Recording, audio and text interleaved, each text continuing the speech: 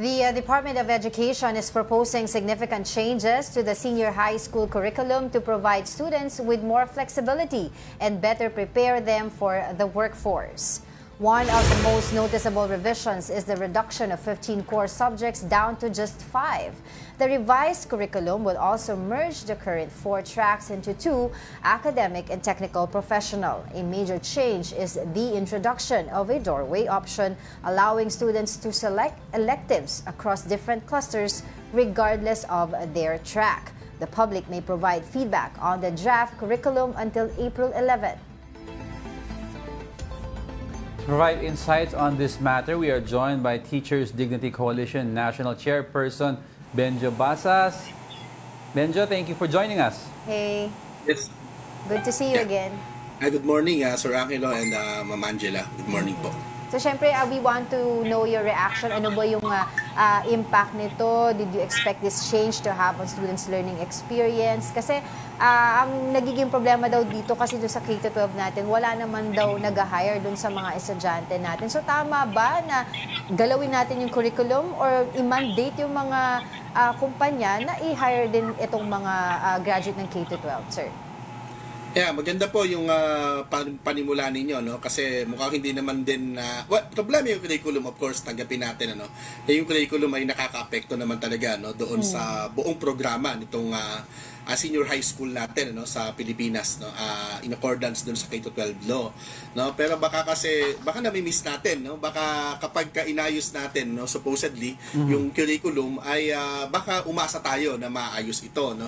So babalikan namin, no, at babalikan yung mga binabanggit naming worry, no, nung 2012, no, nung 2011 nung ito'y pinaplano pa lamang ng gobyerno, no? At babalikan din natin yung tatlong promises, no, ng gobyerno during that time, no. One is of course, no, to prepare, no, the high school students to college, no.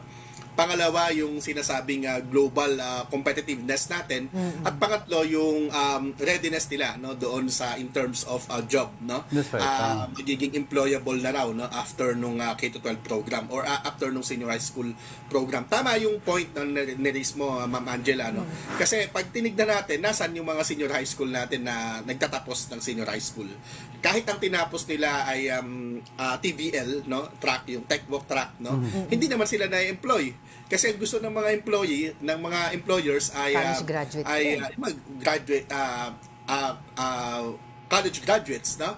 And even some of our college graduates actually, no, do not land in jobs, no. Ibig sabihin wala talaga, no. May problema tayo, no, na sabihin na natin na systemic, no, sa kabuuan, no. So baka itong although let's be fair, no, doon sa Department of Education kasi sa tingin ko, no, etong parang decongestion, no, ng curriculum ay meron din itong nire-resolve. Kung talagang hindi natin aayusin, kung talagang I think baka hindi naman na talaga maging option sa ating gobyerno yung bumalik doon sa old 10-year cycle, no.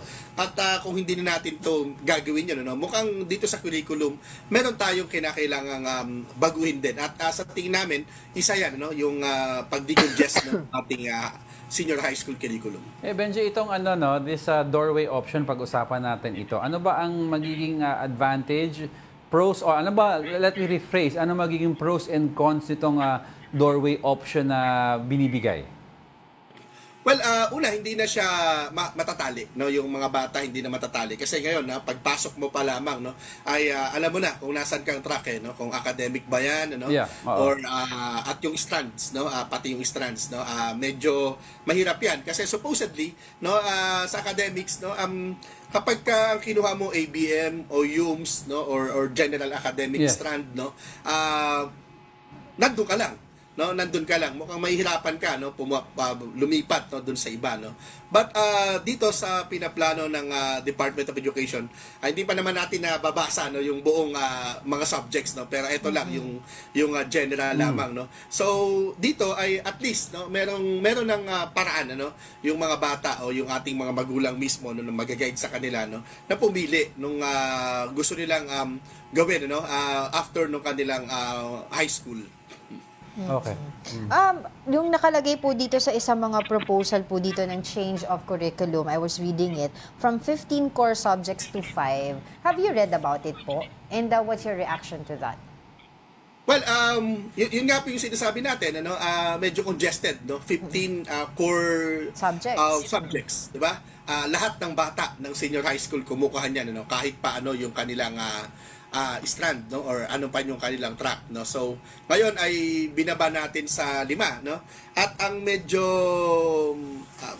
we appreciate, no, na dito ay sinama na, no, yung matagal na naming sinasabi, no, na Philippine history, no. Although baka tinitignan namin, baka naman ito ay token lang, no, kagaya nung ginawa, no, doon sa junior high school, no, na nagsabi na may Pilipinas sa Asia, no, parang gano'n, no.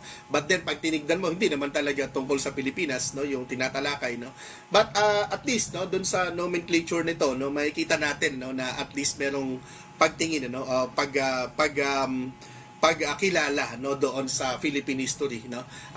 Pangalawa, no, yung isa dito po, no, yung English at Filipino, no, na parang pinagsabay, 'di ba? Mukhang dapat tong paghiwalayan, no, hindi naman po pwede, no, na option, no, ng eskwelahan or nung nung division or nung teacher yung pagtuturo ng English or Filipino, no, as core subject po, no, as proposed, no, under this enhanced, no, or strengthened curriculum na sinasabi po ng Department of Education. Sir Benjo, I was also reading this, kasi from current 4 tracks that we have right now, ano-ano nga po yan? Yung UMS, General Academics, STEM, ano pa yung isa, Sir Benji? Ano po yan, no? Diba? Ang tawag po dyan ay academic track, no? Meron po tayong academic track, kasi meron tayong TVL, meron tayong sports, meron tayong arts, no? Yun po. Tapos under academic, meron po tayong iba-iba, no? Meron tayong UMS, no? Meron tayong ABM, STEM, no? And GAS. Yun. So, ang mangyayari daw dito dun sa proposal nila ng change from 4 tracks, magiging 2 na lang. So, parang academics, lahat na yon, yung arts, etc. And then TVL, yun na yon, yung sa livelihood, etc. So, hindi po ba mas okay yun na parang mas streamline siya at mas gagaan yung kumbaga yung pagpipili, no, ng mga estudyante at magulang? Your thoughts on that po? Yeah, actually, no, yun naman po din, napansin na rin naman po yan, no, ng mga tao dati, no, na medyo may problema to sa dami ng mga pagpipilian mo. After all, nasa senior high school ka pa lang naman, ano? Nasa high school ka pa rin, ano? Based on our law, no? Ito ay basic education pa rin. No? So hindi ka pa tumatawid sa college, no? Pag tawid mo sa college, that's the time, no? Or pag after mo ng high school, that's the time. No? Napipili ka na talaga kung ano yung magiging buhay mo. Either ikaw ay kukuha ng medisina, kukuha ng abogasya o ng political science, no? O kukuha ka ng maglilipat ka, no? Doon sa technical, vocational and livelihood education or sa iba pang track, no, na gusto mong puntahan, ano. So dito po mukhang mas malawak, no, yung magiging training, no, sa mga bata. Mas malawak yung kanilang matututunan kasi hindi sila nakakulong, no, doon sa kanilang track like what we are doing now po. Alright. Okay, so just to clarify lang po, kayo po ba in favor dito sa proposal na ito, ang Teachers Dignity Coalition? Kayo po ba in favor or not? Well, sa framework po ng K-12 program, yes. No, sa framework ng K-12 program, ano po, kaya kinaklarify po namin yan, no. But sabi nga natin, no, baka kasi matali tayo dito, di ba? Mas marami pong problema, no, beyond curriculum of the senior high school program ang dapat tignan ng ating gobyerno, at mas doon namin sana china-challenge yung gobyerno, no, doon sa funding nung dapat, no, bigyan ng pondo, no, like facilities, no, like of course, no, yung ating mga materials, no, classrooms natin, ano, and of course yung ating mga guro, yung sweldo, benepisyo ng ating mga guro. Yun naman, ever since yung hamon natin sa gobyerno, no, bago pa itong K-12 program, ang paniwala nga namin, kahit dagdagan pa natin yan ng another 3 years, gawing K-15, hindi po ito magiging mahusay, di magiging maayos kung hindi natin ina-address yung mga totoong problema ng ating education sector. Alright, maraming salamat po sa inyong oras, Teachers Dignity Coalition National Chairperson Benjo Basas. Thank you so much. Salamat.